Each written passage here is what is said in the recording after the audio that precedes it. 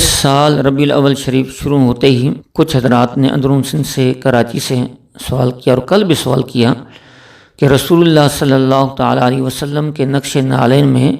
درود شریف لکھنا کیسا ہے؟ میرے بھائیوں، نقش نعلین کے فضائل و برکات مسلم ہیں، لیکن میرے آقا صلی اللہ تعالیٰ علیہ وسلم کے جوتے مبارک کے نقش نعلین میں درود شریف لکھنا، قرآن پاک کی آیت لکھنا، اللہ رسول کا نام لکھنا، بیت اللہ گنبد خضرا چھاپنا بے ادبی ہے، گستاخی ہے۔ اسی طرح نقش نعلین کو قرآن پاک میں رکھنا یہ بے ادبی ہے۔ المیہ تو یہ ہے، کوئی جاہل غلطی کرے، کوئی نعت خوان غلطی کرے، کوئی خطیب غلطی کرے یا کوئی شخصیت غلطی کرے، اس کے چاہنے والے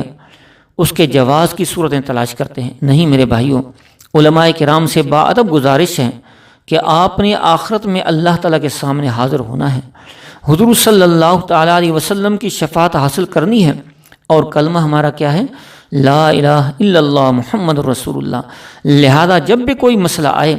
تو قرآن و حدیث کی روشنی میں صحیح بات کیا کریں، کسی کی طرفداری نہ کیا کریں، اور عام علماء کرام، مساجد کے ائمہ کرام، دیندار لوگوں، باشرع لوگوں، حفاظ کرام، قراء حضرات سے گزارش یہ ہے کہ اگر آپ کے سامنے کوئی مسئلہ آئے، اگر آپ کو دلیل سے معلوم ہو آپ بات کیا کریں، ورنہ خاموش رہا کریں۔ صحیح بخاری میں عبداللہ بن مسعود رضی اللہ تعالیٰ عنہ کی روایت ہے، فرماتے ہیں اے لوگوں، جو تم جانتے ہو بتا دیا کرو، اور جو نہیں جانتے تو اللہ اعلم کہا کرو، کیونکہ جو آپ نہیں جانتے اس کے بارے میں اللہ اعلم کہنا یہ بھی علم میں سے ہے، لہذا اس میں آپ حقارت محسوس نہ کریں۔ اب ذرا توجہ کیجئے، رسول اللہ صلی اللہ تعالیٰ علیہ وسلم کی بارگاہ اس قدر عظیم ہے، اس قدر عظیم ہے، اس قدر عظیم ہے کہ اللہ تبارک و تعالیٰ نے حضور صلی اللہ تعالیٰ علیہ وسلم کی ذات کے متعلق ایسا لفظ استعمال کرنے سے منع فرمایا جس میں بے ادبی گستاخی کا احتمال ہو۔ رسول اللہ صلی اللہ تعالیٰ علیہ وسلم کے سامنے آواز اونچی کرنے سے منع فرمایا۔ جب ادب کا یہ تقاضا ہے اور اس قدر ادب و احترام ہے تو پھر رسول اللہ صلی اللہ تعالیٰ علیہ وسلم کے جوتے مبارک کا نقش بنا کر اس میں آپ کا اسم گرامی لکھنا، اس میں اللہ تعالیٰ کا نام لکھنا یقیناً بے ادبی اور گستاخی ہے۔ کچھ لوگ کہتے ہیں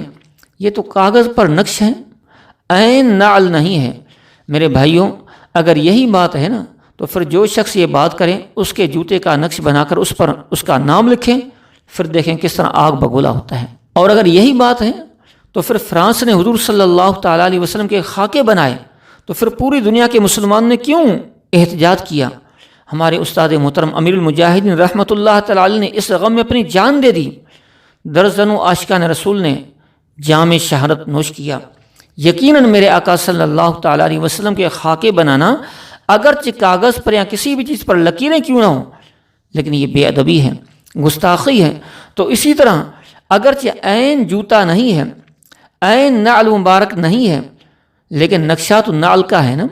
نقشات جوتے کا ہے نا، اس میں حضور صلی اللہ تعالیٰ علیہ وسلم کا نام لکھنا، اللہ تعالیٰ کا نام لکھنا یہ بے ادبی ہے، گستاخی ہے۔ اس سے بچیں، ایسے لوگوں کا بائیکاٹ کریں۔ اور یہ چیزیں بن کر آتی ہیں، ان میں سے بہت سی چیزیں چین سے بن کر آتی ہیں، بنانے والے غیر مسلم ہوتے ہیں، اور کاروبار کرنے والے لالچی جاہل لوگ ہوتے ہیں، علماء سے تو مشورہ کرتے نہیں ہیں۔ لہذا میرے بھائیوں، ایسی چیزوں کا بائیکاٹ کریں جس میں بے ادبی ہو، گستاخی ہو۔